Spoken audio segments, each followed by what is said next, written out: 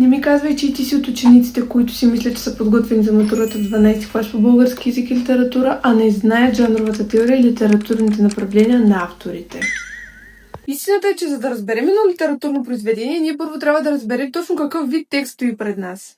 Романът не говори по същия начин, както стихотворението, а комедията казва много именно чрез паузи, действия и мълчание, а не с описания. И когато не правим разлика между лирика, епос и драма, ние не четем текста правилно и не разбираме най-важното от него.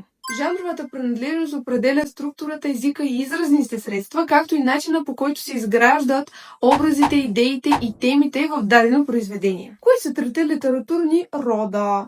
Първият е епоса.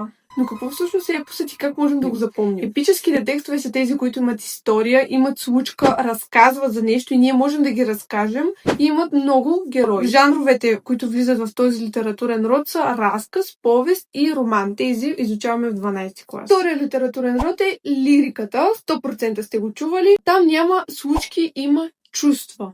Там има лирически говорител и не се питаме какво се случва, а какво се чувства. Жанровете, които трябва да запомним, че са част от лириката, са елегия, ода, стихотворение и лирическа миниатюра. Запомнете така, епическите текстове можем да ги разказваме, лирическите текстове няма как да ги разкажем, защото там са описани емоции, тях ги чувстваме. Третият литературен род е най-добре познат на жените, а именно драмата.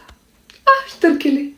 В драмата нямаме разказвач, имаме само конфликт, имаме действие, имаме диалог, както и на сцената.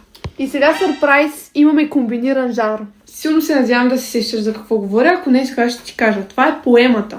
Поемата е лироепически жанр, като съчетава епоса, защото разказва история, и лириката, защото изразява чувства и емоции. И така, както знаете, знанията се затвърждават, когато се упражняват, а когато сте активни и се стараете, аз обичам да ви възнаграждавам. Така че, искам в коментар да ми напишете по един текст, който е лирически, епически и драматичен от тези, които сме изучавали в 12 клас. И ако има достатъчно активност, ще кача част 2, която ще е за литературните направления и обещавам, че изобщо не е по-малко важно от жанровата теория.